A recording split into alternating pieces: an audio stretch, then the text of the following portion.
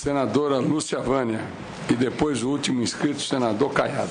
Senhor presidente, senhores expositores, inicialmente, senhor presidente, eu gostaria de cumprimentar aos expositores e externar aqui o meu respeito ao Tribunal de Contas, aos técnicos do Tribunal de Contas, com os quais já trabalhei intensamente na Comissão de Orçamento.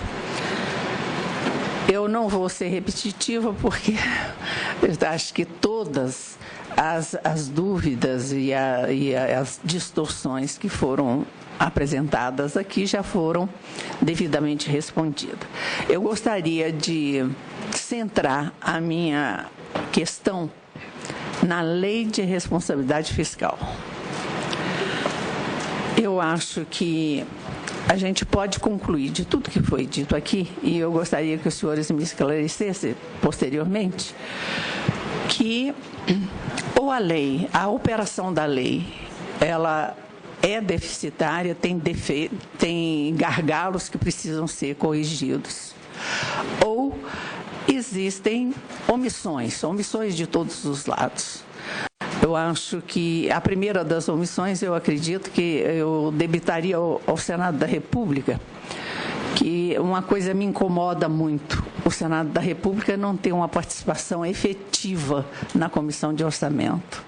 Eu acho que isso é uma distorção que precisa ser corrigida com urgência. Primeiro, a proporcionalidade do Senado na Comissão de Orçamento é uma coisa muito ruim.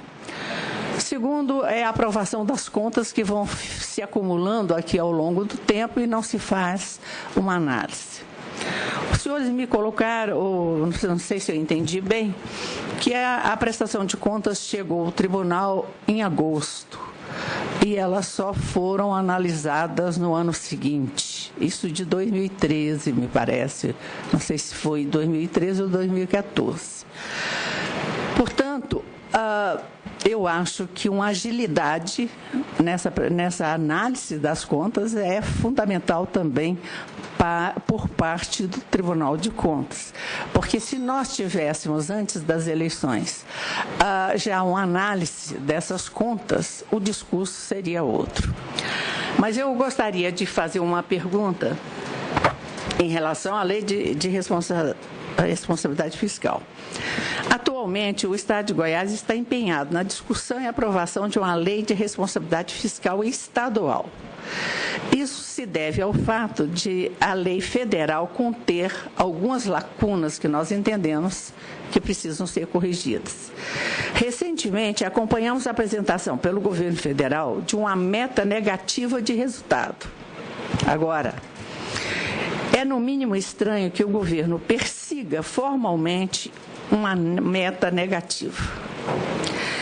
Este já é um exemplo da falha da Lei de Responsabilidade Fiscal, que prevê, no artigo 4º, parágrafo 1º, abre aspas, integrará o projeto de lei de diretrizes orçamentárias, anexos de metas fiscais, em que serão estabelecidas metas anuais em valores correntes e constantes relativas a receitas, despesas, resultados nominal e primário e o montante da dívida pública para o exercício a que se referirem para os dois seguintes, mas não prevê que essa meta não será negativa.